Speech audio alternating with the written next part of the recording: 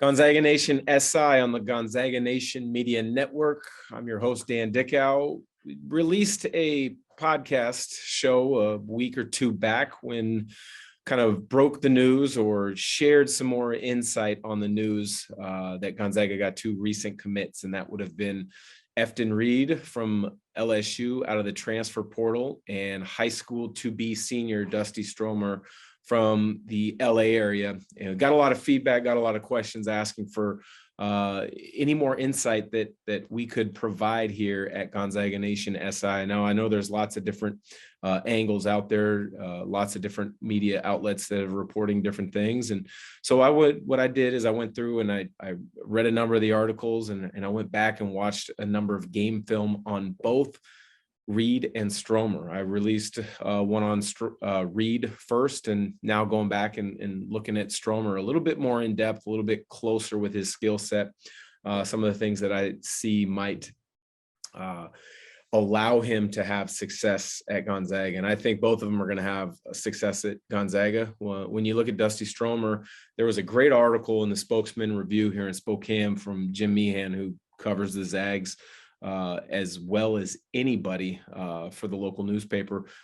He had an in-depth article where he talked to the high school coach and really kind of talked about when and how his emergence came. And that was at the Section 7 high school basketball event a little over a year ago. And then it's grown through the AAU circles with his team out of the LA area. But, you know, one of the things that caught my eye in that article was a number of the elite academies and prep schools were trying to get him to transfer, go to play for their schools. And he decided, no, he wanted to stay at home, play for the school that he had started his high school career, and that a number of college coaches recommend him doing that. And that's something that I absolutely appreciate when I see that, I read that, I hear that, is that the success that he's started to have is not changing his approach to the game. It's not changing his approach to schoolwork. It's not changing him. Is he's staying true to the team and the group and the coach that has helped his development up till now. And so that's great to see. I mean, he was a part of a really good high school team a season ago where Notre Dame, just outside the LA area, they were in the open division in California. They were one of 8 teams that made the open division playoffs. And, you know, California, with having over close to 2,000 or maybe more high schools, there's so many different classifications, so many different levels. But essentially the open division, if you make the playoffs of the open division, you're the best of the best in the state. And they did that a season ago in making that final 8. So love the fact that he's stayed true to that core group of coaches and teams that have helped to get him to that point, that he was able to have a great college opportunity, deciding between Gonzaga, Houston, Arizona. And then it sounded like UCLA was his dream school when he was growing up. So it really came down to Gonzaga and UCLA, and the fact that, you know, I think he saw himself fitting in that Gonzaga mold better than he probably saw him fitting in that UCLA mold, was kind of the determining factor. And when you talk about the Gonzaga mold for a wing, a 2-3, I look at Stromer as a little bit more of a 2 than I do as a 3, but in all honesty, Gonzaga, Coach Few likes to roll out a lot of multi-positional players. I mean, when you look at the continuity ball screen offense that they run and some of the different high lows that they run and the way they get up and down the floor, you just have to be a basketball player. Yeah, many times they will have a true point. Yeah, many times they'll have a true 5, a true post player, but Coach Few does such a good job of moving the pieces around in different parts to get them in places on the floor where they can have success. Gonzaga's best teams, in my opinion, have always had 2, quote, point guards, but I call them ball handler decision makers. I think Stromer is more of a wing where he can catch and shoot, where he can also attack off the dribble. I wouldn't put him in that ball handler decision maker category, but I would put him in as a wing with the opportunity to make plays as a decision maker, as a secondary characteristic of his game. You know, so many people get wrapped up in the fact that a player makes a point guard play coming off a pick and roll or whatnot. Oh, he's a point guard. No, his strongest suit is this position, but he can make a point guard play. Doesn't mean you're a point guard. But enough about that. Let's get back to some of the things that I saw when I looked at Stromer's videos online. And I looked at a number of these. I went watched some of his AAU games or clips in extended periods. I looked at some of the high school games, whether it was during the regular season a year ago at good high school tournaments like the Damien Classic, or some of the videos that were out there from the Section 7 a season ago or last summer. There's lots of video to kind of break down and look at, and a couple things that I wanted to touch on that really jump out at me early on. He is ready to attack on every catch. And this is a big deal for Coach Few in what he looks for in players. He wants somebody that is hunting shots. He wants somebody that's hunting opportunities to make plays for others. You never want to catch and then have to get ready. And that's one thing that I see with Stromer on almost every single catch. He's ready to go. Many times for him, because of his size and his ability to shoot it, it's going to be a catch and shoot look. And with his preparation of his being ready on the catch and his footwork and his quick release, it's going to create a lot of opportunities for him. When I see how he moves off the ball and gets in space and the vision of teammates, reminds me a lot of Corey Kispert, which I think is a natural comparison. Reminds me a little bit about Richie Fromm in the way he moves. I think Stromer's a better ball handler at this stage of his career than Richie was. And it also reminds me a little bit of Micah Downs in his fluidity in how he moves. I think I also see a lot of Micah Downs because Stromer is a good athlete. And I'm not saying he's a better athlete right now than Kispert or Richie Fromm or Micah Downs is or were at that point of their career. But I just see a little bit more in Micah Downs with his athleticism, with his pull-up jumper, with the rhythm that he handles the ball, with the rhythm that he goes one dribble pull-up with his footwork. It reminds me a lot of Micah Downs.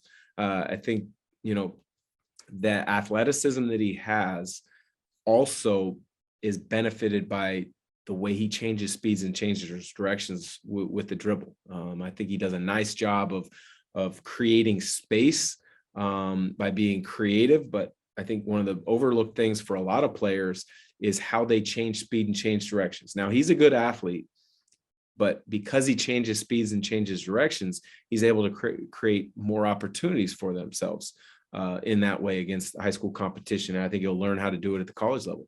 When you're limited athletically, maybe vertically, you've got to be great at keeping the defense off balance. And you do that by changing speeds, changing directions, almost essentially throwing a curveball at the defense to always keep them on their toes and not ready, not able to react as quickly to keep you in front. I think when you also look at the teams that he plays with, mentioned Notre Dame as high school, were one of the best teams in the open division in California a season ago. They're very well coached. You see that when you watch the clips. You understand that when you read some of the articles, such as the one I mentioned about that Jim Meehan wrote in the Spokesman. He's getting good coaching, both at the high school level as well as at the AAU level. So when you watch some of the extended clips in the AAU games, they're not just rolling the basketball out and playing. They're not just trapping 94 feet, trying to go for the first steal in the passing lanes and get off to the races for layups and dunks. I was impressed with some of the stuff offensively that his AAU team was running, both back screen actions to ball screens. Ball goes into the post, and then guys have split actions or spacing to the right areas. So I think that really bodes well as well for his development. Is he's getting a great foundation of coaching now. And he's learning how to be coached. So when he gets to Gonzaga, and as a freshman, you're going through your first couple workouts with the coaching staff and you're having to learn on the fly, he's already had to go through a lot of good, solid, strong coaching. And so he'll be ready for that. So I think that's something that's going to be really helpful for him. And that's going to help him acclimate to the college game quickly. The other thing I think that stands out when you read the articles is that he's got a tremendous work ethic. I think that is something that, Coach Few and staff have always valued in players. You obviously have to have, the ability to pass, catch, shoot, defend, rebound, the basketball skills. You have to be athletic enough to be able to do those things against the highest level athletes yourself, because Gonzaga, you're playing the best of the best throughout the college basketball season. The WCCs obviously continue to improve, but Gonzaga is not recruiting to compete against WCC schools per se. They're recruiting to compete for a national title. And so you have to have a certain level of athleticism, which I think Stromer has. But I think the thing that also is going to be a benefit for him is when you read these articles and you talk, and when you kind of dive into some of that, is he's got a great work ethic.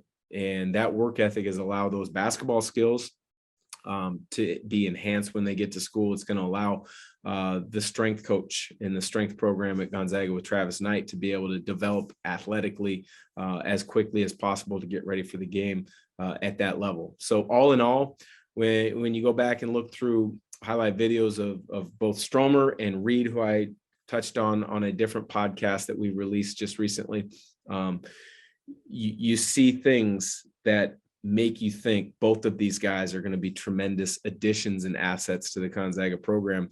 And the other thing to look at and think about is other good players want to play with good players. So the fact that Gonzaga now has a tremendous recruit in the transfer portal bodes well for other guys that are still out there kind of figuring out their next steps, but it also bodes well for other players in the class of 2023 or maybe 24 who have played with or against Stromer in different settings, whether it's in high school or AAU. So good stuff coming up for Gonzaga basketball. Looking forward to tracking it. Again, hit that like, subscribe button for Gonzaga Nation SI, whether it's on YouTube, whether it's on the podcast channel. Send us a message. Let us know how we can better cover athletics and the basketball program at Gonzaga Nation, because we got lots of good stuff coming out, whether it's podcasts, whether it's shows, whether it's articles from our journalists, or whether it's podcasts on our other sports. So for Gonzaga Nation SI on the Gonzaga Nation Media Network, I'm your host, Dan Dickau.